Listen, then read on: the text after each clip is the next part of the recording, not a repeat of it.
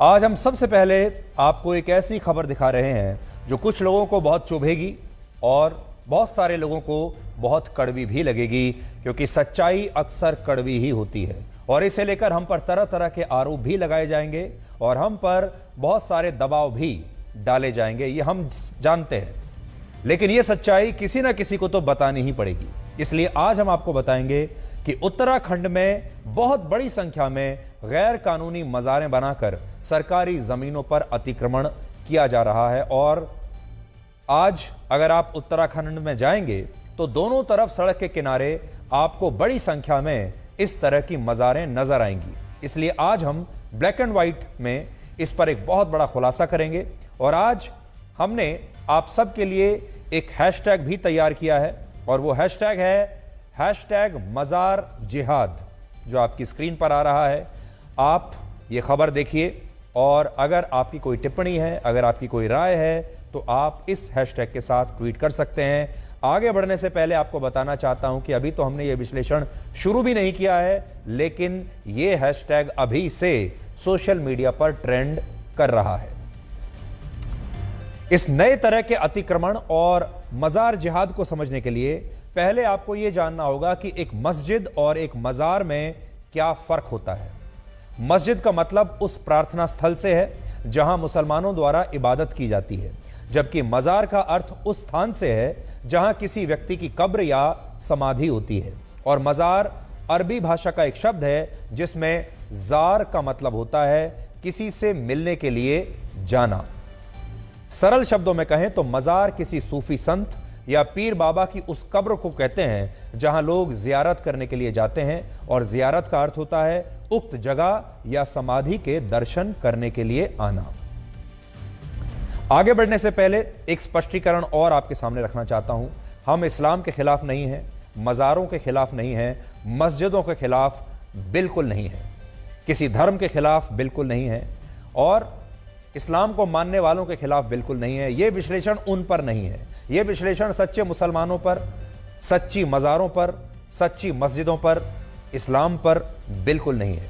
यह विश्लेषण गैर कानूनी मज़ारों पर है। यह विश्लेषण उन मज़ारों पर है जो सरकारी ज़मीन पर बना दी गई हैं और अब पूरे देश में एक बिजनेस मॉडल की तरह आप सबके सामने आ रही हैं। इसलिए कोई भी सच्चा मुसलमान इस विश्लेषण पर आपत्ति नहीं करेगा, क्योंकि वो जानते हैं कि गैर कानूनी जगह या गैर कानूनी तरीके से हथियाई हुई जगह पर, बेईमानी से हथियाई हुई जगह पर अगर कोई इबादत करेगा भी तो वो इबादत सच्ची नहीं होगी।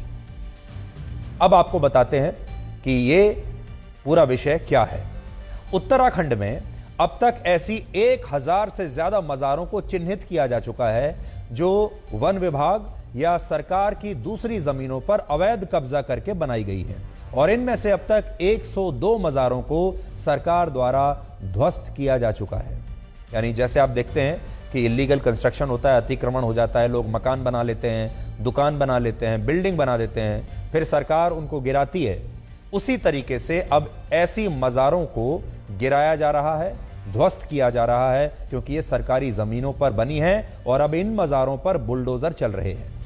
लेकिन आज जो बड़ा खुलासा हम आपके सामने कर रहे हैं वो ये है कि जब इन मज़ारों पर बुलडोज़र चलाया गया तो वहां इन मज़ारों की जब जांच की गई तो ये पता चला कि इन मज़ारों में जो कब्र बनी हुई हैं उनमें से ज़्यादातर में किसी भी मृत व्यक्ति के अवशेष नहीं है। यानी कब्र है और उस कब्र की एक मज़ार भी बनी हुई है, लेकिन उस कब्र में कोई मानव अवशेष नहीं है, क्योंकि ये कब्र किसी मानव की है ही नहीं, क्योंकि ये कब्र असली कब्र है ही नहीं, क्योंकि ये किसी पीर बाबा की कोई कब्र नहीं है। एक नकली कब्र बना दी जाती है और फिर उसके आसपास पूरे कॉम्प्लेक्स को घेर लिया जाता है।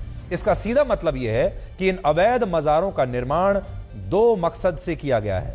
पहला मकसद है सरकारी ज़मीनों पर अतिक्रमण करना और दूसरा है समाज के धार्मिक ढांचे पर भी अतिक्रमण करना। अब आप उत्तराखंड में जहां भी जाएंगे, किसी भी जगह आप चले जाइए, किसी भी शहर में, गांव में जाइए, हाईवे पर जाइए, सड़क पर जाइए, आपको दोनों तरफ इस तरह की मज़ारें देखने को मिलेंगी। उत्तराखंड में अब तक सिर्फ कुछ ही अवैध मज़ारों पर कार्रवाई हुई है और उसमें भी अब यह बात पता चल रही है कि इन मज़ारों में कोई कब्र नहीं निकली। लेकिन सोचकर देखिए, अगर पूरे देश में इस तरह की अवैध मज़ारों की जांच की गई तो फिर क्या होगा। ये तो एक उत्तराखंड है जहां पर ज्यादातर मज़ार ऐसी निकली जिनमें किसी पीर बाबा की कोई कब्र थी ही नहीं। अगर आपने पूरे देश में ऐसी जांच करवा ली तो क्या होगा, आप उसका अंदाजा लगा सकते हैं। हमारी टीम ने धर्म की आड़ में चलाए जा रहे इस मज़ार जिहाद को समझने के लिए उत्तराखंड में ग्राउंड जीरो पर जाकर, उन तमाम इलाकों पर जाकर बहुत गहराई से तफ्तीश की है। और इस दौरान हम सबसे पहले गए नैनीताल जिले में। नैनीताल में एक तहसील है जिसे कहते हैं रामनगर, और यह वही तहसील है जहां जिम कॉर्बेट नेशनल पार्क और एक टाइगर रिजर्व एरिया बना हुआ है, जिसके बारे में आपने सुना होगा। आप में से बहुत सारे लोग अपनी छुट्टियां मनाने के लिए जिम कॉर्बेट पार्क जरूर गए होंगे, रामनगर गए होंगे, नैनीताल के आसपास के इलाकों में गए होंगे और इस टाइगर रिजर्व में भी जरूर गए होंगे। ये बहुत मशहूर जगह है। यहां के जंगलों की जमीन उत्तराखंड के वन विभाग के अंतर्गत आती है और कानून कहता है कि यहां जंगलों के किसी भी क्षेत्र में कोई धार्मिक स्थल नहीं बनाया जा सकता और ना ही किसी तरह का कोई अतिक्रमण यहां हो सकता है। ये वो इलाके हैं जहां नए कंस्ट्रक्शन को लेकर कानून बहुत ही सख्त है। लेकिन जब हमारी टीम रामनगर के इसी टाइगर रिजर्व एरिया में पहुंची तो हमें यह पता चला कि इस क्षेत्र में एक या दो नहीं बल्कि बहुत सारी मज़ारें बन चुकी हैं और इनमें कुछ मज़ारें तो ऐसी हैं जो हाल ही के पिछले 10 से 15 वर्षों में बनी हैं। और ये मज़ारें देखने पर आपको काफ़ी बड़ी नज़र आएंगी, बहुत विशाल नज़र आएंगी। उदाहरण के लिए ये मज़ार जो अभी आप अपनी टीवी की स्क्रीन पर देख रहे हैं, ये वन विभाग की ज़मीन पर बनी हुई है और यहाँ जो निर्माण किया गया है वो स्थायी निर्माण है, यानी पक्का निर्माण है। और सोचिए, जब ये मज़ार हमें दिख रही है और इसे देखकर साफ पता चल रहा है कि इसे हाल ही के कुछ वर्षों में बनाया गया है, तो फिर वन विभाग के अफसरों को इसके बारे में अब तक कैसे पता नहीं चला। इतनी बड़ी बिल्डिंग बनकर तैयार हो गई, इतनी बड़ी मज़ार बनकर तैयार हो गई और हमारी सरकारों को और सरकारी अफसरों को पता ही नहीं चला। सबसे बड़ी बात यह कि इन मज़ारों के जरिए सरकारी जमीन पर खुलेआम अवैध कब्जा करने की एक पूरी प्रक्रिया है। ये पूरा बिजनेस मॉडल है और आज हम आपको ये पूरा बिजनेस मॉडल समझाएंगे। इसके तहत सबसे पहले किसी सरकारी जमीन को चिन्हित करके वहां पर एक छोटी सी कब्र बना दी जाती है और फिर इसके बाद उस नकली कब्र को कुछ दिनों के बाद एक मज़ार का रूप दे दिया जाता है और फिर धीरे धीरे उस मज़ार का इतना विस्तार हो जाता है कि वो मज़ार किसी विशाल ढांचे में बदल जाती है और फिर धीरे धीरे लोग यहाँ पर आकर रहने लगते हैं और इसीलिए हम इसे आज मज़ार जिहाद का नाम दे रहे हैं। जैसे ये मज़ार रामनगर के टाइगर रिजर्व एरिया में अतिक्रमण करके बनाई गई है और अगर आप ध्यान से देखेंगे तो इस मज़ार के पीछे आपको बहुत सारी ईंटें रखी हुई नजर आएंगी। ये देखिए, आरोप यह है कि इसी तरह से इन अवैध मज़ारों के आसपास शुरुआत में पहले ईंटें इकट्ठा करके रख दी जाती हैं, फिर धीरे धीरे जब कोई आपत्ति नहीं करता तो बाद में धीरे धीरे सरकारी जमीन पर निर्माण किया जाता है, कंस्ट्रक्शन किया जाता है। और यहां सबसे बड़ी चुनौती यह है कि इस तरह के अतिक्रमण को हमारे देश में कोई अतिक्रमण मानता ही नहीं है। हमारे देश में अगर कोई धार्मिक स्थल सरकारी जमीन पर अवैध कब्जा करके बनाया जाता है तो उसे अतिक्रमण हम नहीं मानते, चाहे वो मज़ार हो, मस्जिद हो, मंदिर हो, गुरुद्वारा हो, चर्च हो, चाहे कुछ भी हो। अगर ऐसे किसी धार्मिक स्थल पर कार्रवाई की बात आती है तो हमारे ही देश के नेता इस पर तुष्टीकरण की राजनीति शुरू कर देते हैं और लोगों से कहते हैं कि अगर उन्हें अपना धार्मिक स्थल बचाना है तो वो उस नेता को वोट दें और अगर वो नेता चुना गया तो फिर वो इस धार्मिक स्थल को बचा लेगा। और तुष्टीकरण की ये राजनीति इस तरह के जिहाद को बहुत खतरनाक बना देती है। उत्तराखंड को देवों की भूमि कहा जाता है, देवभूमि कहा जाता है, लेकिन आज उसी उत्तराखंड में एक या दो नहीं बल्कि 1000 से ज्यादा अवैध मज़ारें बन चुकी हैं और ये हम आपको वो आंकड़े बता रहे हैं जिन्हें अब तक वहां की सरकार ने ही चिन्हित किया है। अगर वैसे देखें तो कहा जाता है कि उत्तराखंड में 2000 से ज्यादा अवैध मज़ारें अभी भी बनी हुई हैं और इससे भी बड़ी बात यह है कि जब इनमें से बहुत सारी मज़ारों में मानव अवशेष हैं ही नहीं, यानी ये किसी की कब्र है ही नहीं, किसी पीर बाबा से इनका कोई लेना देना नहीं है, तो फिर सोचिए ये कितना बड़ा घोटाला हो सकता है और न जाने कितने सैकड़ों हजारों एकड़ जमीन इसी तरह सरकार की अब तक लोगों ने घेर ली होगी। और इस मजार जिहाद के पीछे की मंशा क्या है, आज ये भी समझ लीजिए। आज ग्राउंड रिपोर्टिंग के दौरान हमें एक और बात पता चली, और वो ये कि उत्तराखंड में एक एक पीर बाबा की अलग अलग जगहों पर 5 से 10 मज़ारें बनी हुई हैं। इसका मतलब आप समझते हैं, यानी एक ही पीर बाबा की 10-10 जगहों पर मज़ारें बनी हुई हैं। जैसे अल्मोड़ा में एक मुस्लिम पीर बाबा की मज़ार है जिसे कालू सैयद बाबा की दरगाह या उनकी मज़ार कहते हैं, लेकिन इन्हीं मुस्लिम पीर की मज़ारें दूसरे शहरों में भी हैं और दूसरे जिलों में भी हैं, और इनमें रामनगर में भी इनकी एक मज़ार बनी हुई है। लेकिन अब यहां बड़ा सवाल यह है कि एक मुस्लिम पीर की कई जगहों पर कब्र या मज़ारें कैसे हो सकती हैं, और इसी बात का जिक्र उत्तराखंड पुलिस की एक खुफिया जांच रिपोर्ट में भी किया गया है। इस रिपोर्ट में उन मज़ारों की जानकारी दी गई है जिन्हें सरकारी जमीन पर अवैध कब्जा करके बनाया गया है, और इस रिपोर्ट के एक पन्ने पर इस अतिक्रमण की पूरी प्रक्रिया को बताया गया है। आज मैं आपको पढ़कर बताता हूं, वो रिपोर्ट आज मैं अपने साथ लेकर आया हूं। देखिए ये रिपोर्ट क्या कहती है, पूरा बिजनेस मॉडल कैसे काम करता है, ध्यान से आप सुनिएगा, और सुनते सुनते अगर आपकी कोई राय है तो आप यहां #मजार जिहाद पर ट्वीट करके अपनी राय दे सकते हैं। यह सरकार की रिपोर्ट लिखती है, प्रारंभ में ऐसी भूमि का चयन कर उक्त स्थल पर पेड़ों पर हरा कपड़ा बांध दिया जाता है और रास्ते के पत्थरों पर सफेद चूना लगा दिया जाता है एवं मिट्टी का टीला बनाकर उक्त स्थल पर चादर चढ़ाकर या चादर पेड़ों पर बांधकर दिया या अगरबत्ती जलाकर दुआ आदि करना शुरू कर दिया जाता है। फिर कुछ समय पश्चात उक्त स्थल किसी के संज्ञान में न आने पर स्थल पर पक्का निर्माण, लोगों के रहने हेतु झोपड़ी आदि का निर्माण कर दिया जाता है एवं आसपास के पेड़ों को सुखाकर एक वृहद क्षेत्रफल मजार हेतु स्थापित कर लिया जाता है। तो ये कह रहे हैं कि शुरुआत में छोटी कंस्ट्रक्शन की जाती है, सिर्फ चूना लगाकर और एक जगह को घेर लिया जाता है। फिर जब किसी का ध्यान नहीं जाता, आसपास के लोग काफी महीनों तक कोई आपत्ति नहीं करते, तो फिर उसमें और विस्तार कर दिया जाता है। धीरे धीरे उक्त स्थल पर किसी सिद्ध व्यक्ति के होने एवं झाड़ फूंक का कार्य किए जाने की बात कहते हुए स्थानीय लोगों व मुस्लिम समुदाय के लोगों को उक्त स्थल पर आमंत्रित किया जाता है, जिसे उर्स आदि का नाम देकर कार्यक्रम आयोजित किया जाता है।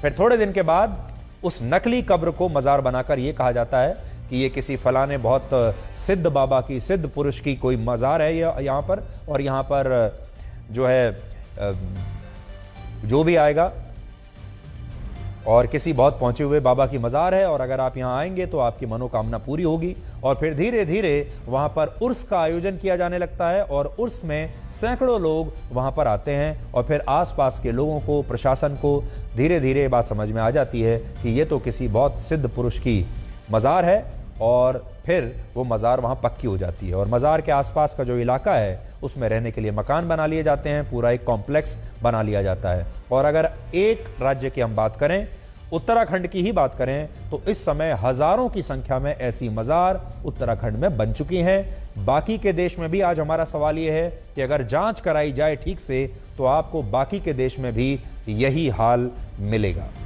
असली मज़ारों की बात नहीं कर रहे, नकली मज़ारों की बात कर रहे हैं। इसके अलावा इसी रिपोर्ट में यह भी बताया गया है कि इन अवैध और नकली मज़ारों पर हर साल भीड़ जुटाई जाती है ताकि प्रशासन इन अवैध मज़ारों के खिलाफ डर के मारे कोई कार्रवाई न कर सके। इसके अलावा देहरादून जिले में भी इस तरह की अवैध मज़ारें बनी हुई हैं। अब मैं आपको बताता हूं, देखिए ये एक और पुलिस की रिपोर्ट है जो मैं अपने साथ लेकर आया हूं, आपकी स्क्रीन पर आपको दिखाता हूं। पहले आप ये देख लीजिए, ये आपको एक रिपोर्ट दिखा रहा हूं। ये जो अभी आपकी स्क्रीन पर आ रही है, इसको अभी इस रिपोर्ट पर मैं अभी आता हूं, लेकिन उससे पहले आपको बताता हूं, रिपोर्ट तैयार की है पुलिस ने। मज़ारों की तस्वीर है, मज़ारों का पूरा इसमें बताया गया है, फोटो लगाकर उनका एड्रेस दिया गया है। और फिर देखिए लिखा है, मज़ार पर प्रति वर्ष मई के महीने में 3 दिन तक उर्स का आयोजन किया जाता है, जिसमें से 200 से 300 लोगों की भीड़ आती है। ये एक मज़ार है, ये है शिवनाथपुर पुरानी बस्ती की मज़ार। अब चलते हैं मकबूल शाह बाबा की मज़ार। ये रामनगर कोतवाली से 17 किलोमीटर दूर है। इसमें लिखा है मज़ार पर प्रतिवर्ष 15 जून को 3 दिन का उर्स का आयोजन होता है। 400 से 500 की भीड़ आती है। अगली मज़ार पर चलते हैं, अलीमुद्दीन शाह बाबा की मज़ार। इसमें लिखा है मज़ार पर प्रतिवर्ष जून के महीने में 1 दिन का उर्स आयोजित होता है। 200 से 300 लोगों की भीड़ यहां पर आती है। और ये जो मेरे पास रिपोर्ट है, ये चलती जा रही है और इस रिपोर्ट में सब मज़ारों की तस्वीरें हैं, उनका पता लिखा हुआ है और फिर ये लिखा हुआ है कि हर मज़ार पर उर्स का आयोजन होता है। हजरत अब्दुल्ला शाह बाबा की मज़ार, उक्त मज़ार पर प्रतिवर्ष मार्च के महीने में 3 दिन का उर्स होता है, जिसमें से 2,500 से 3,000 की भीड़ आती है। इसमें लिखा है। एक और मज़ार के बारे में लिखा है मासूम मियाँ की मज़ार। इसमें अक्टूबर के महीने में उर्स का आयोजन होता है, जिसमें से 800 से 1,000 लोगों की भीड़ यहां पर आती है। तो ये एक पूरा बिजनेस मॉडल है। पहले मज़ार बनाओ, मज़ार के बाद पूरा एक कॉम्प्लेक्स बना दो, उसके बाद वहां पर उर्स का आयोजन करना शुरू करो और फिर उस उर्स में हज़ारों की भीड़ को बुलाओ, ताकि प्रशासन, सरकारें, नेता, पुलिस सब के सब इस भीड़ के सामने दबाव में आ जाए। इसके अलावा देहरादून ज़िले में भी इस तरह की बहुत सारी अवैध मज़ारें बनी हुई हैं, जिसकी एक सूची पुलिस ने खुद तैयार की है और वो सूची भी आज मैं अपने साथ लेकर आया हूं और आपको पढ़कर सुनाता हूं कि ये मज़ारें सरकार की किन ज़मीनों पर अतिक्रमण करके बनाई गई हैं। आप पूरी स्क्रीन पर मैं आपको बताता हूं ताकि आप ठीक से पढ़ पाएं। देखिए, अब मैं पूरी स्क्रीन पर इनको देखिए आप। ये वो सारी अवैध मज़ारें हैं देहरादून के आसपास जिन पर अवैध कब्जा किया हुआ है। देखिए, सैयद बाबा मज़ार विकास नगर में सरकारी भूमि पर, दूसरी सरकारी भूमि पर स्थित, देहरादून राष्ट्रीय राजमार्ग की भूमि पर, ग्राम समाज की भूमि पर, ग्राम समाज की भूमि पर, वन विभाग की भूमि पर, नगर पालिका विकास नगर की भूमि पर, वन रेंज तिमली की भूमि पर, सरकारी भूमि पर, हर जगह आपको इनके सामने यही लिखा हुआ नजर आएगा कि ये मज़ारें कैसे सरकार की भूमि पर बनी हुई हैं। और अगर आप आखिरी वाला कॉलम देखेंगे तो सब जगह लिखा हुआ है पक्की मज़ार। अब देखिए कितने सारे पीर बाबा एक उत्तराखंड में ही मौजूद हैं। अब देखिए, मैं पढ़कर अब उनके कुछ नाम आपको बताता हूं। मज़ार शाहपुर, सैयद बाबा मज़ार, सैयद सुल्तान शाह कादरी पहलवान बाबा की मज़ार, सैयद बाबा मज़ार, सैयद पीर बाबा की मज़ार, सैयद बाबा मज़ार, सैयद बाबा की मज़ार, पीर बाबा की मज़ार, बाबा बुल्ले शाह मज़ार, भूरे शाह मज़ार, हज़रत ख्वाजा निज़ाम अली शाह की मज़ार, मोहम्मद शाह वारसी की मज़ार, दरगाह शरीफ हज़रत रोशन शाह पीर, मज़ार कमाल शाह, मज़ार पीर बाबा की मज़ार, सैयद पीर बाबा की मज़ार, पीर बाबा की मज़ार, सबके नाम कुछ इसी तरीके से हैं। बाबा याद अली शाह साबरी की मज़ार, और आप और पढ़ते चले जाइए।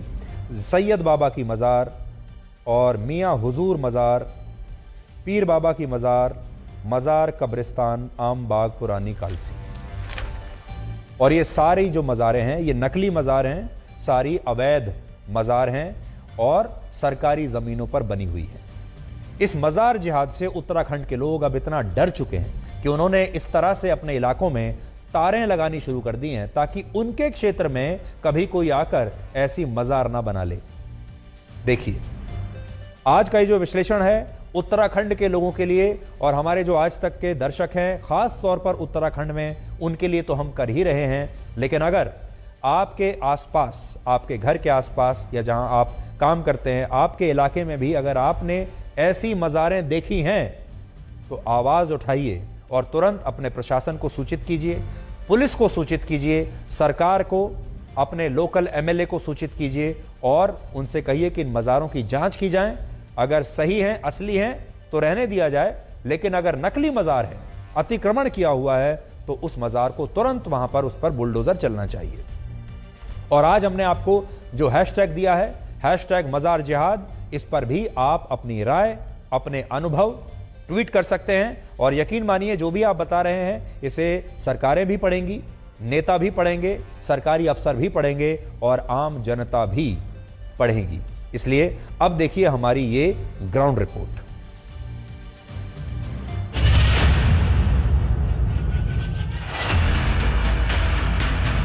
इस वक्त मेरी मौजूदगी जिम कॉर्बेट पार्क के बीचों बीच है और मेरे सामने आप जो देख रहे हैं ये एक मज़ार है। इसमें तमाम तरीके के चादर भी रखी हुई हैं, घंटियां भी लगी हुई हैं। कैमरे का अगर वाइड एंगल आप देखेंगे तो आपको चारों ओर मेरे पेड़, घना जंगल, जिम कॉर्बेट का वो क्षेत्र नज़र आएगा जहां आप भी आते हैं, लोग आते हैं, दूर दूर से आते हैं। पर उस क्षेत्र के बीच में, उस कॉर्बेट के बीच में एक अवैध तरीके से बसी हुई मज़ार आपको यहाँ नज़र आएगी। लोगों ने चादरें चढ़ाई हैं, उसकी तस्वीर भी देख रहे हैं। ये एक्सक्लूसिव तस्वीर आपको इस वक्त आज तक पे हम दिखा रहे हैं। यहाँ घंटियाँ भी लगी हैं क्योंकि यहाँ माना जाता है कि हर धर्म के लोग आते जाते रहते हैं। कहते हैं कि ईंट डाल डाल कर मज़ार खड़ी करी गई है। सालों से ईंट डाली जाती है एक एक करके और फिर उससे मज़ार खड़ी करी जाती है। ठीक वैसा ही मुजाहरा आपको यहाँ पर भी नज़र आएगा। जो हम आपको मज़ार दिखा रहे हैं ये जिम कॉर्बेट पार्क के बीचों बीच बनी है और तमाम ईंटें आपको यहाँ पर एक इर्रेगुलर तरीके से रखी नजर आएंगी, यानी कि ऊपर नीचे रखी नजर आएंगी। ऐसा लग रहा है कि इसको बेढंगे तरीके से रखा गया है, या यूं कहें छुपा कर रखा गया है, या ये भी कहा जा सकता है कि छुपाने की नीयत से रखा गया है और एक तरह से इसको बढ़ाया जा रहा है। आप अगर तस्वीर देखेंगे इन ईंटों की, हर तरह की ईंटें टूटी हैं, पूरी हैं, अलग अलग मिट्टी की बनी है, नीचे कुछ है और यहाँ पर जब नीचे आप आते हो तो ये चिपकी हुई है। कहीं ना कहीं ये सवाल उठाता है कि किस नियत से आखिर ये काम किया जाता है। उस ज़मीन पर जहाँ पर कुछ भी बनाना या खड़ा करना इलीगल है, अवैध है, वहाँ पर आपको लाइन से एक संख्या में मज़ार नज़र आएंगी। ये आपको पहली मज़ार में दिखा रहा हूँ। अब जैसे जैसे कैमरामैन नीरज आगे तस्वीर आपको दिखाएंगे, ये आपको उसी जगह पर कुछ ही मीटर के दरमियान पर एक और मज़ार यहाँ पर आपको नज़र आएगी। इस पर चादर भी चढ़ी हुई है, पेड़ की टहनी से ये कनेक्टेड है। और थोड़ा सा आप अगर उस तरफ जाएंगे ये दूसरी मज़ार हो गई और पीछे मेरे ठीक पीछे जो है वहाँ आपको मैं तीसरी मज़ार भी दिखाऊंगा। ये वो तीसरी मज़ार है जो यहाँ से आप पैदल चल कर आइए, मुश्किल से 10 कदम की दूरी पर आपको 3 मज़ारें यहाँ पर नज़र आएंगी। यहाँ पर नीले रंग की चादर चढ़ी हुई है। 3 मज़ारें इस दरमियान है और सामने, इसी के सामने अगर कैमरामैन जूम करेंगे आपको 2 मज़ारें सामने नज़र आएंगी। तो केवल इस फील्ड पर 5 मज़ारें मैंने आपको दिखाई और थोड़ा सा कैमरा अगर उधर जाएगा तो 6ठी मज़ार और 7वीं ये लंबी चौड़ी बड़ी खड़ी हुई मज़ार केवल इस एरिया में, जो मुझे लगता है अगर पूरा मैं इधर रेडियस और पूरा सर्कमस्टेंस जोड़ूं तो कुल मिलाकर 1 किलोमीटर में पूरा ये एरिया होगा। ये पूरा का पूरा सरकारी ज़मीन है, वन विभाग का एरिया है। यहाँ पर लगभग 50 से ज़्यादा ऐसी मज़ारें बन चुकी हैं जो अब से नहीं धीरे धीरे इनमें काम हो रहा है। यहाँ से पहाड़ को जाने वाले जिसमें रेता बजरी जाता है ट्रकों में, तो वो ट्रक वाले भी क्या करते हैं कि 2-2 ईंटें अपनी निकाल के उन मज़ारों के बाहर छोड़ते हुए जाते हैं कि भविष्य में उसका निर्माण उन 2-2 ईंटों की सहायता से वो लोग कर सकें। तो ये देखिए तस्वीर आपको मैं दिखा रहा हूँ, ये एक मज़ार जो आपको काफ़ी बड़ी नज़र आ रही होगी। सर्वे जो उत्तराखंड सरकार ने करवाया है उसके मुताबिक 1000 से ज़्यादा अवैध मज़ारें उत्तराखंड में पाई गई हैं। ये केवल एक तस्वीर नहीं है, आप मेरे साथ साथ चलते जाइए, आपको मैं तस्वीर दिखाऊंगा। ये एक बड़ी मज़ार है, हम इसके पीछे आएंगे पड़ताल करने, हम यहाँ पहुँचे हैं। ये देखिए पीछे आपको यहाँ पर एक और मज़ार नज़र आएगी। यहाँ पर कहानी शायद ख़त्म नहीं होती है कि हम मान लें कि इस जंगली इलाके में 2 मज़ारें बनी हैं जो पूरी तरीके से अवैध हैं। सुप्रीम कोर्ट की आप अगर रूलिंग की बात करेंगे तो भी, या उत्तराखंड सरकार की बात करेंगे तो भी। ये दरगाह जो है ना, ये दरगाह ऐसी चीज़ होती है, इसको अगर तोड़ दिया जाता है ना, अगर कि मैं जरा सा हाथ भी लगाओगे तो इनके अंदर इतनी पावर होती है कि मैं हाथ भी नहीं लगाने देते ये लोग। क्या होता है? इनके अंदर इतनी शक्ति होती है कि मैं अगर गलती से भी अगर हमने कि मैं जैसे चप्पल पहन के चले गए इनकी दरगाह में अंदर, तो ये झटक के मार देंगे, ये फेंक देंगे बाहर को। हाँ, बाहर यहाँ फेंक देते हैं। हाँ, इनके अंदर इतनी कि मैं शक्ति होती है जो कि मैं आदमी के मैं कुछ नहीं कर पाता। देखा आपने फेंकते हुए? अरे बहुत ऐसी दरगाह, बहुत दरगाह है ऐसी। अच्छा। हमने कहा है कि जहाँ पर भी अवैध इस प्रकार के निर्माण हैं और वन विभाग में है, PWD में है, रेवेन्यू में है, वो सभी स्वयं ही हटा लें, अन्यथा सरकार, शासन, हमारा प्रशासन सब इस दिशा में हमने काम प्रारंभ कर दिया है और ये काम हमारा तब तक जारी रहेगा जब तक ये अतिक्रमण मुक्त उत्तराखंड नहीं हो जाएगा। यदि कुछ क्षेत्रों में अतिक्रमण पाया जाता है, जिसको कि हम अभी चिन्हीकरण कर रहे हैं, एक प्रिलिमिनरी रिपोर्ट हमने तैयार की है इसमें, लेकिन इसमें सबसे बड़ा जो चैलेंज है वो है टाइमलाइन एस्टैब्लिश करने का, कि अतिक्रमण यदि हुआ है तो किस समय हुआ है, किस समय के दौरान हुआ है। उसके लिए हम लोग गूगल इमेज का सहारा ले रहे हैं, उसके लिए हम लोग FSI की जो सैटेलाइट इमेजरी है उसका सहारा ले रहे हैं, और एक इन्वेंट्री तैयार करने के उपरांत फिर इसमें नियमानुसार हम लोग कार्रवाई करेंगे, जो भारतीय वन अधिनियम और वन संरक्षण अधिनियम और जो हमारा इंडियन फॉरेस्ट एक्ट है उसके अंतर्गत हम लोग इसमें कार्रवाई करेंगे। अब आप मेरे ठीक इस साइड एक गेट देख रहे हैं, आपको एक गेट दिख रहा होगा जिसमें एक लॉक लगा है, जिसमें जंग लग गई है, और किनारे किनारे एक आर्टिफिशियल सरिया लगी है, और इस गेट को इस तरह से लगाया गया है कि जैसे कि कोई सामने जाता एक मार्ग है उसको रोकने की कोशिश कर रहा है। ठीक ऐसी ही कहानी इस इलाके की है। कहते हैं कि यहाँ इस ये जो सामने आप मार्ग देख रहे हैं, सुरंगों के सामने आप ऊपर जब जाते हैं तो ऊपर मज़ारे हैं, वहाँ पर लोग बड़ी संख्या में जाते थे, और मज़ारों का निर्माण भी अवैध तरीके से, जंगल की ज़मीन है, सरकारी ज़मीन है, वहाँ हो रहा था, जिससे आम वासियों को भी दिक्कत हो रही थी। तो जो बाघ, यहाँ की जो लोकल बाघ बचाओ समिति है, उसने तय किया कि हम यहाँ पर गेट लगाएंगे और इस चीज़ को बचाएंगे। होली के समय जब होली का पर्व होता है, ये हजारों की संख्या, हजारों नहीं 20-25 हजार लोग इसी जगहों से जबरदस्ती घुस के, इतना फोर्स हो नहीं पाता है, और नारे लगाते हुए जो अवैध मजार है वहाँ पर पहुँचते हैं। ये जबरदस्ती जाकर जारत में पूजा पाठ करे, खाना पीना सब बनाते थे वहाँ पे, और पूरे अल्लाह अकबर और अपने नारे लगाते थे। जंगल की जमीन में कोई मंदिर है ही नहीं, और हम चाहते हैं कि ऐसी जंगल में कोई ऐसे अवैध मजार बनाए, वो ठीक नहीं है। जब मंदिर नहीं बन सकता तो मजार भी नहीं बन सकती। पर भी मजार बना देते हैं, 4 पत्थर बिछाए, उसके ऊपर चादर ओढ़ी तो अल्लाह अकबर कर दिया, छुट्टी हो गई, उनकी मजार बन गई। ऐसे थोड़ी बन जाएगी मजार। अब इस सवाल पर आते हैं कि देवभूमि उत्तराखंड में यह मजार जिहाद क्यों हो रहा है और कैसे हो रहा है। तो इसका बड़ा कारण क्या है? इसका बड़ा कारण है उत्तराखंड की तेजी से बदलती डेमोग्राफी। भारत के जिन 2 राज्यों में मुस्लिम आबादी सबसे ज्यादा तेजी से बढ़ी है, उनमें असम पहले नंबर पर है और उत्तराखंड दूसरे नंबर पर है। वर्ष 2001 से 2011 के बीच उत्तराखंड में मुस्लिम आबादी में 2% की वृद्धि हुई है, जबकि इसी समय अवधि में हिंदुओं की आबादी में वहां 2% की कमी आई है, और इस दौरान उत्तराखंड में अतिक्रमण बहुत ज्यादा हुआ। वर्ष 2001 में उत्तराखंड की कुल आबादी 84 लाख थी, जिनमें 10 लाख मुस्लिम आबादी थी, लेकिन आज उत्तराखंड की कुल आबादी 1 करोड़ 15 लाख है, जिनमें 16 लाख मुस्लिम आबादी है। यहां खतरनाक बात यह है कि उत्तराखंड की आबादी में यह जो असंतुलन आया है, उसकी वजह से वहां पर अतिक्रमण बढ़ गया है। और आपको याद होगा, पिछले दिनों हल्द्वानी में जब रेलवे अपनी जमीन से अवैध कब्जों को हटाना चाहता था, तो इस पर बहुत राजनीति हुई थी, और तब यह कहा गया था कि इस जमीन पर अतिक्रमण करने वाले ज्यादातर लोग एक विशेष समुदाय से हैं, इसलिए यह कार्रवाई की जा रही है। और तब यह मामला सुप्रीम कोर्ट में भी गया था, और सुप्रीम कोर्ट ने भी हल्द्वानी में बुलडोजर चलाने पर तब उस समय रोक लगा दी थी। लेकिन सुप्रीम कोर्ट ने ही जुलाई 2021 में एक फैसला सुनाते हुए यह भी कहा था कि देश में वन विभाग की जमीन पर अवैध कब्जों को स्वीकार नहीं किया जा सकता, और इन अवैध कब्जों को हटाने के लिए संबंधित विभाग और उस राज्य की सरकार को तुरंत कठोर कार्रवाई करनी चाहिए। इसलिए आज हम ये पूरा मामला सुप्रीम कोर्ट के संज्ञान में भी लाना चाहते हैं, और सुप्रीम कोर्ट को यह बताना चाहते हैं कि उसके फैसले की अवमानना करते हुए कुछ लोगों ने उत्तराखंड में वन विभाग की और सरकारी जमीन पर अवैध मज़ारें बना ली हैं, और सुप्रीम कोर्ट को इस पर कार्रवाई करने के लिए ऐसा कदम उठाना चाहिए ताकि भविष्य में कोई भी धार्मिक स्थलों के नाम पर सरकारी और जंगलों की जमीन पर अवैध कब्जा न कर पाए।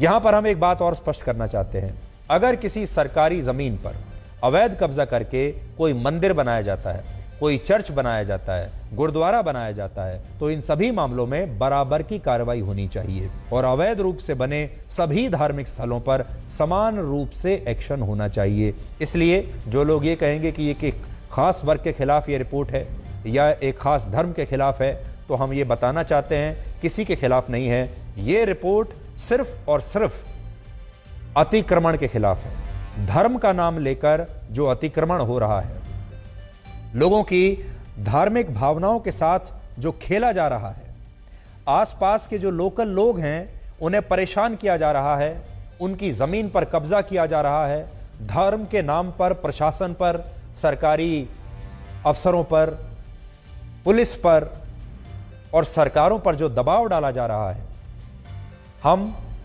इस रिपोर्ट को ऐसे लोगों के खिलाफ आपको दिखा रहे हैं।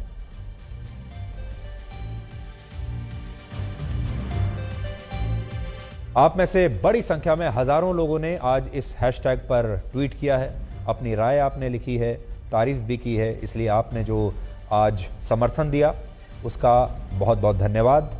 और हमें ऐसा लगता है कि मीडिया को और देश के आम लोगों को मिलकर एक भागीदारी करके इस तरह की जो सामाजिक कुरीतियां चल रही हैं उनके खिलाफ आवाज़ उठानी चाहिए। और ये बात सिर्फ उत्तराखंड की नहीं है, हम बार बार शुरू में भी हमने ये कहा था, अगर आप पूरे भारत में जाएंगे और देखेंगे कि किस तरह से सरकारी ज़मीनों पर अतिक्रमण हो चुका है तो आपको वहाँ पर भी कुछ इसी तरह की तस्वीर देखने को मिलेगी। इसलिए सिर्फ एक उत्तराखंड में इस तरह का ड्राइव चलाने से कुछ नहीं होगा, पूरे भारत में इस तरह की कार्रवाई होनी चाहिए। अवैध मज़ारों पर अब आते हैं हमारे अगले विश्लेषण पर। आज भारतीय जनता पार्टी की स्थापना को 43 वर्ष पूरे हो चुके हैं, यानी आज भारतीय जनता पार्टी का जन्मदिन है, उनका स्थापना दिवस है।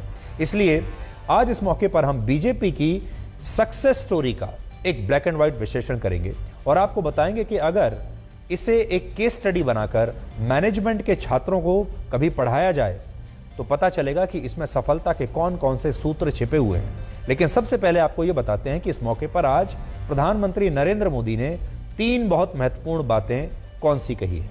पहली बात, उन्होंने भगवान हनुमान का जिक्र करते हुए कहा कि जिस तरह राक्षसों से युद्ध लड़ते समय भगवान हनुमान को काफी कठोर होना पड़ा था, ठीक उसी तरह से आज बीजेपी भ्रष्टाचार और परिवारवाद के राक्षस से लड़ने के लिए कठोर और संकल्पबद्ध है। और ये बात इसलिए भी ज्यादा मायने रखती है क्योंकि आज ही हनुमान जयंती भी है। दूसरी बात उन्होंने कही, उन्होंने बीजेपी नेताओं और कार्यकर्ताओं को यह बताया कि जब बीजेपी अपनी स्थापना के 50 वर्ष पूरा करेगी तो उसका नया विजन क्या होगा। और तीसरी बात उन्होंने ये कही कि बीजेपी सिर्फ एक राजनीतिक पार्टी नहीं है, बल्कि बीजेपी उस राजनीतिक व्यवस्था का नाम है जो सिद्धांतों और विचारधारा के मूल्यों के आधार पर तैयार हुई है। जब हनुमान जी को राक्षसों का सामना करना पड़ा तो वो उतने ही कठोर भी हो गए थे। इसी तरह जब भ्रष्टाचार की बात आती है, परिवारवाद की बात आती है, कानून व्यवस्था की बात आती है, तो भाजपा उतनी ही संकल्पबद्ध हो जाती है मां भारती को इन बुराइयों से मुक्ति दिलाने के लिए। कठोर होना पड़े तो कठोर भी होती है। हमें भविष्य के हिसाब से भी अपनी पार्टी को निरंतर विकास करने की, विकसित करने की, सामर्थ्य बढ़ाने की कोशिश कभी भी रुकने नहीं देना है। हम पहले भी करते आए हैं, आगे अब जरा और गति से करना होगा। 6-7 वर्ष बाद मैं सभी कार्यकर्ताओं से आग्रह करता हूं, 6-7 वर्ष बाद भारतीय जनता पार्टी के 50 वर्ष पूरे होंगे। जब भाजपा के 50 वर्ष पूरे हो, उस समय पार्टी का व्याप कितना होगा, स्वरूप कैसा होगा, हमारे लक्ष्य क्या होंगे, ये हमें अभी से तय करना होगा। बीजेपी की स्थापना आज से 43 वर्ष पहले 6 अप्रैल 1980 को हुई थी और उस समय पूर्व प्रधानमंत्री अटल बिहारी वाजपेयी और लाल कृष्ण आडवाणी ने भारतीय जनता पार्टी का गठन किया था और बीजेपी ने अपना लोकसभा चुनाव 1984 में लड़ा था पहला, और तब इन चुनावों में उसे केवल 2 लोकसभा की सीटें मिली थी। लेकिन आज उसी बीजेपी के पास देश की लोकसभा में 303 सीटें हैं, यानी 2 सीटों से 303 सीटों का यह सफर है। अब हम आपको वो 5 बातें बताते हैं जो बीजेपी को बाकी पार्टियों से अलग बनाती हैं और जो आपको ये बताती हैं कि ये 2 सीटों से 303 सीटों का सफर बीजेपी ने कैसे तय किया, और जो बीजेपी की विरोधी पार्टियां हैं, जो बीजेपी को पसंद नहीं करते, ऐसे नेताओं के लिए भी आज इस विश्लेषण में बहुत कुछ सीखने के लिए होगा। इसलिए बीजेपी के विरोधियों को भी हम ये कहेंगे कि आज इन बातों को जरूर ध्यान से सुनें, उनके भी काम आ सकती है। पहली बात, स्थापना के बाद से आज तक बीजेपी एक बार भी कभी टूटी नहीं है, जबकि कांग्रेस अपनी स्थापना के बाद से 70 बार टूट चुकी है। दूसरी बात, बीजेपी भारत की पहली स्वदेशी राष्ट्रीय पार्टी है और इसका गठन भी आजाद भारत में हुआ है और इसकी विचारधारा पूरी तरह से भारतीय मूल्यों और उसकी संस्कृति पर आधारित है। जबकि कांग्रेस का गठन आजादी से पहले 1885 में हुआ था। अंग्रेजों ने ही कांग्रेस पार्टी का गठन किया था और कांग्रेस पार्टी का जो पूरा स्वरूप था वो बहुत अंग्रेजों से प्रभावित रहा था और वो आजादी से बहुत वर्ष पहले ही उसका गठन हो चुका था। हमारे देश में 3 राष्ट्रीय पार्टियां मानी जाती हैं अगर आप देखें तो, एक कांग्रेस, दूसरी बीजेपी और तीसरी कम्युनिस्ट। कांग्रेस अंग्रेजों की विचारधारा से प्रभावित थी। कम्युनिस्ट पार्टी जो वैश्विक रूप से जो कम्युनिस्ट विचारधारा थी उससे प्रभावित थी, यानी वो भी भारत की विचारधारा से प्रभावित नहीं थी। और बीजेपी, ये 3 पार्टियां हैं। बीजेपी आजाद भारत में उसका गठन हुआ और पहली ऐसी पार्टी है जिसे आप इंडिजिनस कह सकते हैं, यानी जो पूरी तरह से भारतीय मूल्यों पर आधारित और भारतीय विचारधारा पर आधारित पार्टी है। तीसरी बात, बीजेपी एक ऐसी पार्टी है जो परिवारवाद से बहुत दूर रहती है और ये कांग्रेस और बीजेपी में एक बहुत बड़ा अंतर है। बीजेपी में आप ये नहीं देखेंगे कि जो आज बीजेपी अध्यक्ष है उसका बेटा अगली बार अध्यक्ष बन जाएगा, या आज जो प्रधानमंत्री है उसके परिवार का कोई और व्यक्ति अगली बार प्रधानमंत्री बन जाएगा, और एक ही परिवार के लोग प्रधानमंत्री बनते रहेंगे और अध्यक्ष भी बनते रहेंगे। चौथी बात, बीजेपी भारत की पहली ऐसी पार्टी भी है जिसकी राजनीति पारंपरिक राजनीति से अलग है। पारंपरिक राजनीति जो बात मानी जाती थी वो होती थी वो मुद्दे जिनसे चुनाव जीते जा सके, वो राष्ट्रीय मुद्दे हों या ना हों। बड़ी बात ये होती थी कि ऐसे मुद्दे जिनसे चुनाव आप जीत सकें, जैसे तुष्टीकरण का मुद्दा, जैसे धर्म के कार्ड को खेलने का मुद्दा, जैसे अल्पसंख्यकों के साथ उन्हें चुनाव में इस्तेमाल करने का मुद्दा। लेकिन बीजेपी ने बिल्कुल नई तरह की राजनीति की शुरुआत की। बीजेपी ने जो मुद्दे उठाए शुरुआत में वो कौन से थे? देखिए, उन्होंने राम मंदिर का मुद्दा उठाया, उन्होंने धारा 370 का मुद्दा जम्मू कश्मीर का उठाया, उन्होंने यूनिफॉर्म सिविल कोड का मुद्दा उठाया। ये वो मुद्दे थे जिन्हें भारत की पारंपरिक राजनीति में राजनीतिक मुद्दे कहे ही नहीं जाते थे। ये बिल्कुल गैर राजनीतिक मुद्दे थे। लेकिन बड़ी बात यह है कि बीजेपी आज इन गैर राजनीतिक मुद्दों पर राजनीति करते करते उन्होंने देश की पूरी राजनीति को आज इन मुद्दों पर लाकर केंद्रित कर दिया है। पांचवी बात, बीजेपी ने ऐसे मुद्दों को राष्ट्रीय राजनीति का मुद्दा बनाया जिनका पहले मजाक उड़ाया जाता था और कहा जाता था कि ऐसे मुद्दे तो राजनीतिक हो ही नहीं सकते।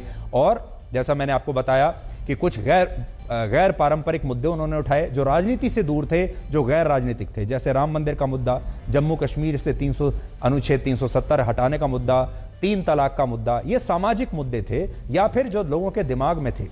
इसके अलावा आज बीजेपी दुनिया की सबसे बड़ी राजनीतिक पार्टी है। आज बीजेपी के पास 17 करोड़ से ज्यादा कार्यकर्ता हैं, जबकि चीन की कम्युनिस्ट पार्टी के पास 9 करोड़ 3 लाख कार्यकर्ता हैं। और आज बीजेपी को इलेक्शन की एक मशीन कहा जाता है क्योंकि वो एक मशीन की तरह काम करती है और मशीन न थकती है न छुट्टी लेती है और बिना रुके काम करती है। इसी तरह बीजेपी भी मशीन की तरह जमीनी स्तर पर अपने संगठन को मजबूत बनाने के लिए काम करती है। और बीजेपी ने असल में ये बताया कि संगठन और संगठन की ताकत क्या होती है। और बीजेपी एक ऐसी पार्टी है जिसके साथ उसके वोटर भी जुड़े हुए हैं और उसके कार्यकर्ता भी जुड़े हुए हैं।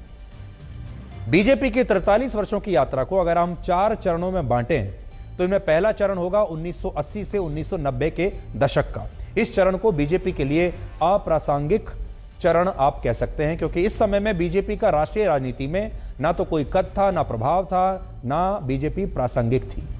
बहुत ही छोटी और गैर प्रासंगिक शुरुआत बीजेपी की रही। दूसरा चरण वर्ष 1990 से 2004 के बीच का आप मान सकते हैं, जब बीजेपी ने राम मंदिर को एक बहुत बड़ा मुद्दा बना दिया और पहली बार 1999 से 2004 के बीच 5 साल तक देश की पहली गठबंधन की सरकार चलाई। यह रिकॉर्ड था और यह वो समय था जब बीजेपी ने अपने आप को कंसोलिडेट किया। सरकार तक पहुंच गई, लेकिन एक सीमा तक जाकर फंस गई।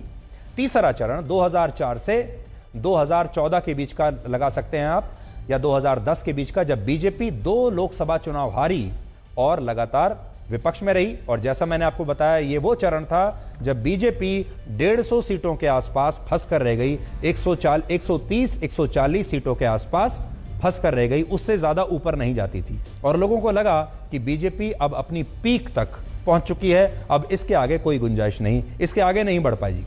और चौथे चरण को आप 2010